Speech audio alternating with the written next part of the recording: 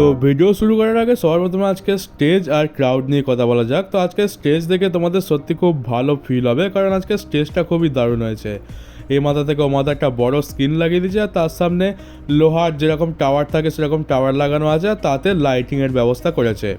আর তাহলে বুঝতে পারছো যে ডাব্লিউডাব্লিউ প্রোডাকশানের কোয়ালিটি এত খারাপ করে দিয়েছিল যে আমাদের এখন এই স্টেজটাই কত সুন্দর লাগছে। আগে যখন আমাদেরকে কোনো লম্বা স্ক্রিন দিয়ে দেওয়া হতো আমরা বলতাম যে আরে এত সিম্পল রেখেছে, কীরকম স্টেজ হলো, কিন্তু এখন এরকম স্টেজ দেখেই আমরা খুশি হয়ে যাচ্ছি। আর আজকে আমরা পাইরোর ইউজও দেখতে পাই, যেটা আমরা সাধারণত এখন র স্ম্যাকডাউনে আর দেখতেই পাই না। ডাব্লিউডাব্লিউ বেশি খরচা হওয়ার ভয় পাইরো বন্ধ করে দিয়েছে, তো আজকে পাইরো দেখতে পাই। আর করবে নাই বা কেন, এখানে এইরকম ফিল দেওয়ার জন্য সৌদি আরব ডাব্লিউডাব্লিউকে অনেক টাকা দিয়েছে, তো সেই টাকা নিচে যখন এবারে সেরকম কাজও করে দেখাও। তো আজকের খুব দারুণ ফিল দিয়েছে। আর সত্যি কথা বলতে এরকম বড় বড় স্টেজ শোয়ের পুরো ফিলটাকেই চেঞ্জ করে দেয়। শো ভালো হোক কিংবা না হোক, এরকম স্টেজ আর লাইটিং কিন্তু শোয়ের পুরো ফিলটাই চেঞ্জ করে দেয়। তাছাড়া বলবো সৌদি আরবের ক্রাউড এখনও পর্যন্ত যতবার আমরা সৌদি আরবের ক্রাউড দেখেছি, এটা সব থেকে বেস্ট ক্রাউড ছিল। মানে যতবার এদের এখানে শো হচ্ছে এরা আরও নতুন নতুন জিনিস শিখছে। আমার আজকের ক্রাউডের কথা দেখে, মানে আজকের ক্রাউডকে দেখে আমার সেই পুরনো ক্রাউডের কথা মনে পড়লো, যখন প্রথমবার ডাব্লিউডাব্লিউ সৌদি আরবে গেছিলো।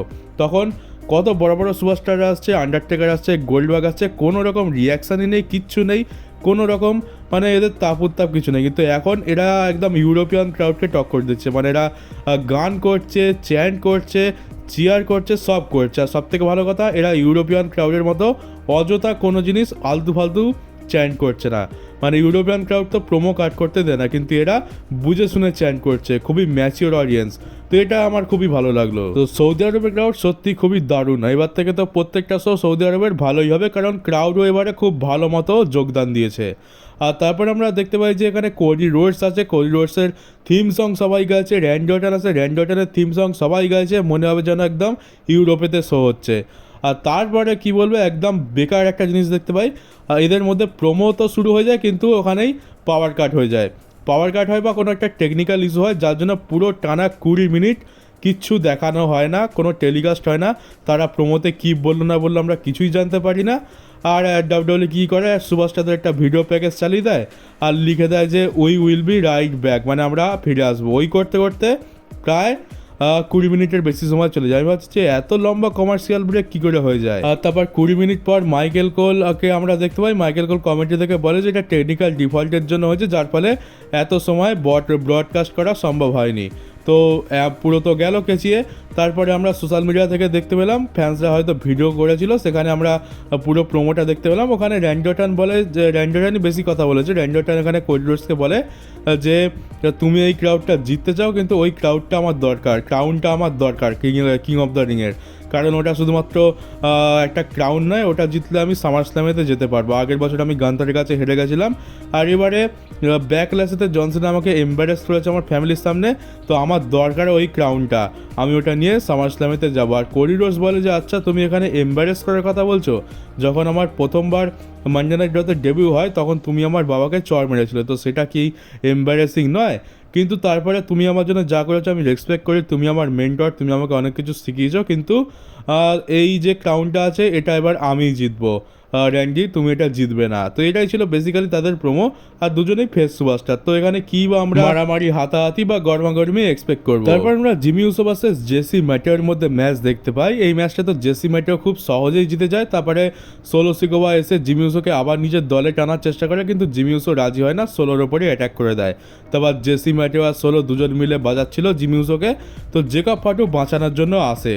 তারপর আমরা ওমেন্স ইউএস চ্যাম্পিয়নশিপের জন্য জেলিনা ভেগা ভার্সেস জুলিয়ার মধ্যে ম্যাচ দেখতে পাই। আর অবাক করার বিষয় হচ্ছে যে এখানে জেলিনা ভেগাকে সৌদি আরবে কোনো রকম রিয়াকশান দেওয়া হয়নি। তো বুঝতে পারছো কতটা বেকার সুপারস্টার, মানে যে আমেরিকাতে রিয়াকশান পায় না, ইউরোপে রিয়াকশান পায় না, এমনকি সৌদি আরবে পর্যন্ত রিয়াকশান পাচ্ছে না।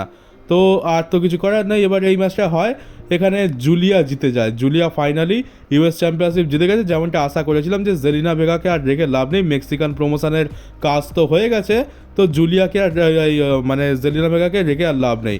তো জুলিয়া হয়ে গেছে নতুন ইউএস চ্যাম্পিয়ন, আর জুলিয়াকে ক্রাউডের তরফ থেকে খুব ভালো রিয়াকশন দেওয়া হচ্ছিল, তো জুলিয়া কেনই বা জিতবে না। আর যাই হোক, জেলিনা ভেগার থেকে তো বেশ ভালোই চ্যাম্পিয়ন হবে আর বেশ ভালো মতো চ্যাম্পিয়নশিপটাকে সামলাতেও পারবে। তারপর আমরা কুইন অফ দ্য রিং টুর্নামেন্টের ফাইনালিস্টদের দেখতে পাই, জেড কার্গিল আর আসকাকে। এখানে জেড কার্গিলের কথা হচ্ছে যে সে তার কাছে পাওয়ার রয়েছে, আসকার কথা হচ্ছে যে আমার কাছে এক্সপিরিয়েন্স রয়েছে, এ বলছে আমি জিতবো, ও বলছে আমি জিতবো। তারপর আসকা জাপানিজে কিছু একটা বললো যেটা না তো আমেরিকানসরা বুঝতে পেরেছে, না তো সৌদি আরবের লোক বুঝতে পেরেছে, আর না তো ইন্ডিয়া বাংলাদেশের লোক বুঝতে পেরেছে, এমনকি ওয়েড ব্যারেট আর জেড কার্গিলও কিছু বুঝতে পারেনি।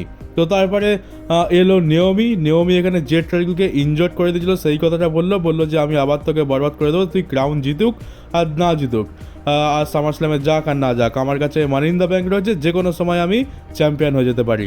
এবারে জেড কার্গিল তো অ্যাটাক করে দেয় নেওমির ওপরে, কিন্তু নেওমিকে মারতে গিয়ে আসকার ওপর লেগে যায়, আর নেওমি তো ওখান থেকে পালিয়ে যায়, আর পেছন থেকে আসকা জেড কার্গিলের ওপর অ্যাটাক করে দেয়, আর শেষ পর্যন্ত এখানে আপার হ্যান্ড আসকাকেই দেওয়া হয়েছে, যার মানে হচ্ছে যে এবার তো ভাই জেড কার্গিলই জিততে চলেছে। তো আমি যেটা চাইছিলাম যে আসকা জিতুক, মনে হচ্ছে সেটা আর হবে না। তারপর আমরা অ্যান্ড্রাডি আর রে ফিনিক্স ভার্সেস ডিআইওয়াই এর মধ্যে ম্যাচ দেখতে পাই, যেখানে আমরা লাস্টের দিকে খুবই দারুণ একটা সিকোয়েন্স দেখতে পাই, যেখানে অ্যান্ড্রাডি আর রে ফিনিক্স তাদের ফিনিশার একসাথে লাগিয়ে এই ম্যাচটা জিতে যায়। তারপর আমরা R-Truth-কে দেখতে পাই, R-Truth এখানে এসে আবার সেই জনসেনাকে কল আউট করে, বলে যে আমার এখনো জনসেনার সাথে কিছু শেষ হয়নি, আমার জনসেনাকে চাই। তো জনসেনা তো এলো না, উল্টে পেছন দিক থেকে অ্যালিস্টার ব্ল্যাক এসে তাকে ব্ল্যাক মাস্ক লাগিয়ে দিল, কিন্তু কেন লাগালো, কী জন্য লাগালো আমরা জানি না, দুজনেই তো ফেস।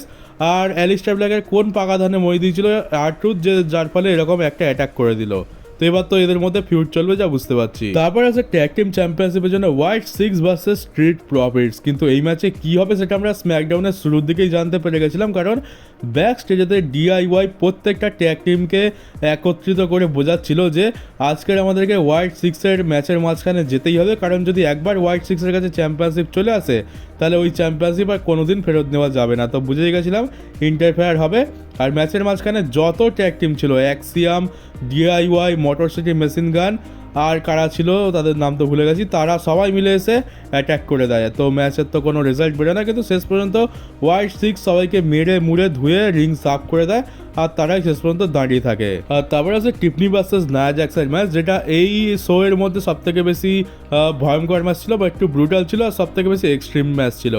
আর এখানে আমরা টেবিলের ইউজ দেখতে পাই, আর তোমরা দেখবে যে টেবিলের ওপর স্লিম জিমের লোগো লাগানো নেই, এমনকি আজকের রিংয়ের মধ্যেও কোনো লোগো লাগানো নেই, শুধুমাত্র রিয়াদ সিজন যেটা সৌদি আরবেরই কিছু একটা ব্র্যান্ড বা কোম্পানি সেটারই লোগো লাগানো রয়েছে। আর এইখানে কিন্তু এসব ব্র্যান্ড ফ্র্যান্ড চলবে না, কারণ এটা হচ্ছে সৌদি আরব, এটা আমেরিকা নয় যে ডাব্লিউডব্লিউই নিজের ইচ্ছা মতো করবে। তো সৌদি আরবের শোর এটা একটা অনেক বড় লাভ, কোনো রকম ব্র্যান্ড স্পন্সর আজকে দেখতে পাইনি, তো ফিলটা বেশ ভালো দিয়েছে। নাহলে তো অন্য সময় পুরো জোকারের মতো সাজিয়ে রাখে রিংটাকে, আর টেবিলটাকে তো দিয়েইছি 12টা বাজিয়ে। তো আজকের এই ম্যাচটা খুব এক্সট্রিম লেভেলে যায়। আমরা এখানে ম্যাচের মাঝখানে দেখতে পাই যে নিয়মি এসে ক্যাচ ইন করতে যায়, কিন্তু নিয়মিকেই মেরে রিং থেকে বের করে দেয়, আর তারপর সেই ব্রিফ কেস দিয়ে নায়া জ্যাক্সের ওপর অ্যাটাক করে টিফনি, আর নায়া জ্যাক্স দুখানা টেবিলের ওপর পড়ে।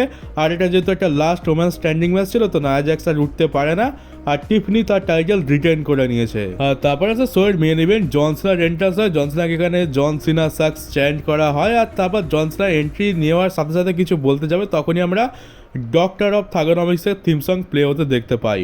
আর আজকে সিএম পাঙ্ক ডক্টর অফ থাগোনমিক্সের পুরো থিম নিয়ে আসে, থিম সং হচ্ছে, তারপর সে নিজে ডক্টর অফ থাগোনমিক্সের মতো সেজে এসছে গলায় চেনতালা ঝুলিয়ে, আর সিএম পাঙ্কের জন্য ভালো সাপোর্ট দেখতে পাচ্ছি।